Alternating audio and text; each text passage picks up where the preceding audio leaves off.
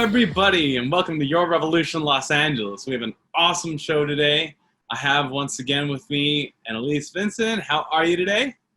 I'm awesome, Chris. How are you? Great, feeling good. Thank you so much. All right, so even though it seems like we're in a good mood, it's just generally how we are. But there's some crazy things to talk about, and I figured that we should just get right to it. Does that sound good? Yeah, absolutely. Okay, so no messing around because right now what's going on here in the United States where COVID-19 is accelerating, which is, of course, devastating when we've been in quarantine since March. But anyways, now it's also exploding in the prison system. So this is something that we want to talk about, what's happening here in California, here in the Southern California area. Simply just across prisons here in California, coronavirus rates have exploded, with patient zero being at California Institute for Men in Chino Hills. And so we have them not having the ability to have PPE, personal protective equipment. The inmates have no way of distancing themselves. Same with the guards. The wardens are probably fine. The corrective institutions like this pose a public risk for further exposure and virus outbreaks. Also, on top of that, we have heard from the governor that he's planning on releasing 8,000 inmates from these prisons by the end of August. So I think that there's a little bit of nuance here because we've heard that, hey, they're not violent, and how would you like it if you were in prison and are exposing yourself to COVID? Because if one person gets it, it's guaranteed. It's a virtual guarantee that you're going to get it like all throughout the prison itself. This is obviously devastating, and I feel that we need to have enough compassion here, especially when we have people in jail for just like simple marijuana possessions before it was legalized, or the 3 strikes rule, things that at the time, if they were illegal, or like if it's robbery, so on and so forth, I'm not condoning them at all. None of us here are. But the thing is that, how is it then that we spend here in California about $8.5 million in taxpayer money to these private prisons, and they don't have the right proper equipment to protect themselves from an outbreak? I think that's crazy. At least, what do you think about that? Yeah, it's absolutely insane. I mean, so let me tell you a little bit. I looked into an Intercept article that talked about this outbreak in Chino, and it said that they had 3,500 people within the prison, and there were 1,200 cases. It also says that they were at 120% of the official capacity for the facility. So, I mean, what can you expect when you have a prison that's already overpopulated and that doesn't provide protective equipment? And look, I mean, we either believe in the fact that the prison system works or we don't. And what I mean by that is, if you believe that it is actually helping people get back on track and become productive members of society, then why would you want to murder those people regardless of the crime that they committed? They're already paying their due. But if you don't believe that it's actually helping them become better people, then why don't we all come around to the fact that the drug on wars has been a complete disaster, that the for-profit prison system is a complete disaster, and that these systems are not actually doing what we think they're doing. They're not actually helping in the areas that they're helping. All they're accomplishing is modern-day slavery. Right, and I think this is absolute proof. The reason why I'm saying that is because their argument, the politicians that support private prisons, their argument is that, well, when our state prisons become overpopulated and we can't handle the burden, then we put it on to these private prisons like Geo Group and so on. And then at that point, then it's cheaper for us because they handle it. But apparently it's not. And look at this. We're seeing that the private prisons are being overrun. And they're not saying a word. Why? Because they get paid more per person that they incarcerate. That's so yeah, it's all total nonsense. And then the problem with our government, the people that are supposed to represent us, then they're going to be looking around to see who can they profit off of and end their life, ruin their life, and now, like you're saying, get them into a position where we don't care about you, you're scum. Like we don't want to rehabilitate you. Yeah, that's right. You didn't get the death penalty, but we kind of gave you the death chance penalty, where it's like you might get the virus now, or you might not. Why are we going to spend money on respirators and gloves and masks on you guys? Simple thing. They could just do the masks.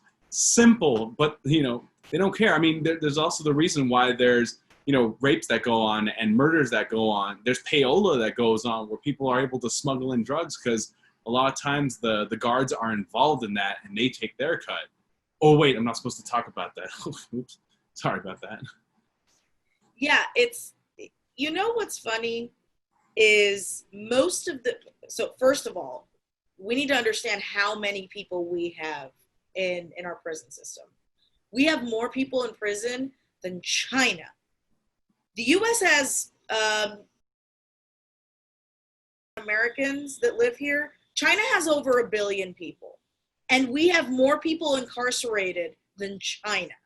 That's the first thing. The second thing is that most of the people that are incarcerated for non-violent offenses. Non-violent offenses.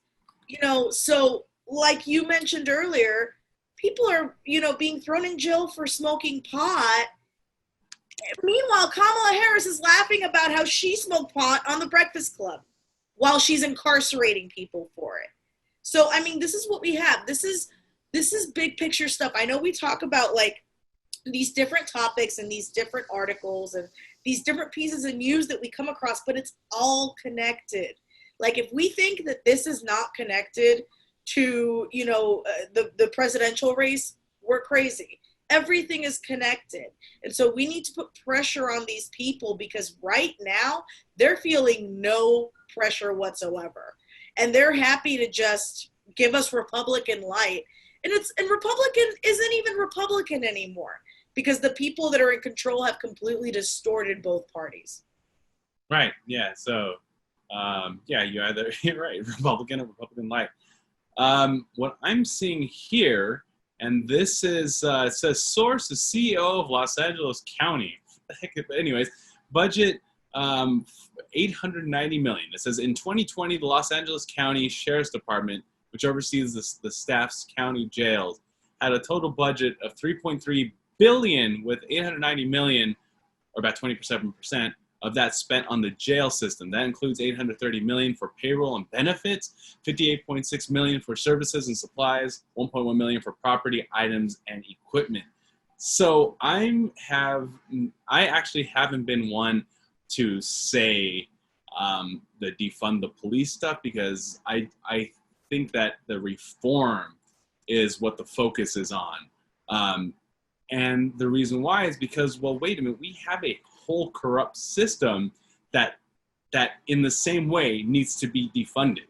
So if we're going to start saying, defund the police, which obviously that needs to change, the crimes that they do and thinking that they're above the law is absolutely should not be tolerated here whatsoever. So I'm thinking that we also need to just do all this, unless, am I getting this wrong, Annalise? Like, is that kind of a part of the conversation too? Like the jail cells and stuff, the funding for jails? Yeah, look, so I mean, we need to abolish private prisons, period, full stop. Agreed. And that's a conversation that we've been having since way before defund the police, right? So as far as this topic, I can only say my personal opinion. I can't speak for anybody else. Mm-hmm. Do I believe in abolishing the police? No. I don't personally believe in that. I think that's too far, and most people do. And I think that there has to be someone that you can call if there is a violent crime, such as a rape or a murder. However, we know that over 80% of the calls that police officers receive are not violent crimes, which means that we don't need them for 80% of those calls. We don't need somebody with a gun showing up for most of the calls that the police officers get. So as far as defunding, yes, absolutely, we need to defund the police. That does not mean abolish. Defund means we're going to start focusing more on the quality of people that we have coming into the police force versus the quantity. We're going to make sure that they're required to take a sociology course so that they understand how to deal with different cultures. We're going to make sure that they take a course to learn how to deal with mental illness. You know, we're going to make sure that our police force is smaller because we don't need one that size for violent crime. Our police size is smaller. And when we do that, it's actually better for everyone because we can pay them better wages. We can make sure that it's a higher quality of people. And we bring people on board that actually help to restore the trust between the community and the police force. So we can have somebody to call if someone's breaking into our home. But if you're a homeless person, you don't end up getting shot just because you're sitting on the street. Right. So there has to be a balance.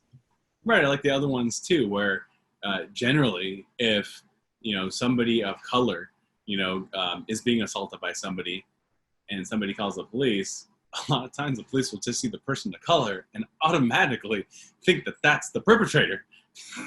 So that's completely crazy. Yeah, there's a whole culture there that it needs to be like uprooted, thrown out, and redone. And I think to get back on what we're talking about as far as prisons, absolutely it should be a place of rehabilitation. And it's so obvious right now that it's not. I mean, we have the highest recidivism rate on the planet as far as people that go back into the prison system. Because once you're out, how are you planning on getting a job when, one of the questions that they ask is that, and if you actually are, somebody that's been committed of certain crimes, you absolutely have to put it, on your resume. And these people find it hard to get a job. They need money. They have to survive. It's kind of like the same thing what's going on right now with people not having jobs during COVID, and how they have to find a way to make money, but like there's no other way. And when everything's moving forward, like what are we supposed to do? My fault. That's a totally different topic. We're gonna get to that next. But yeah, I think this is absolutely ridiculous. I think we need to fight back somehow to help inmates and those that are there in jail to have the proper PPE. Actually, what do you think, Annalise, would be the right solution here then to this problem? Yeah, look, I mean, the last thing I would really say on this is we need to, there's an inherent problem when you have a for-profit system that can literally determine the rest of someone's life. And we see that with healthcare.